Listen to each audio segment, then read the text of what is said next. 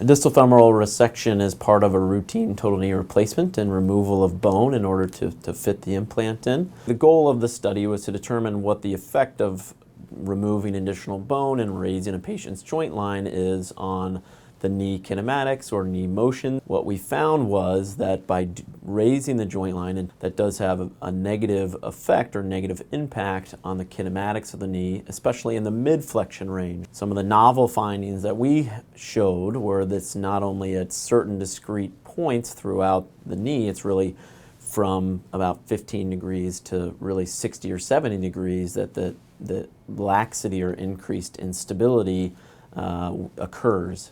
We also found that it actually peaks or becomes at its maximum very early after in knee flexion, about 15 to 20 degrees rather than a more mid-flexion of 30 to 45 degrees, which is what most people have postulated based on other data prior.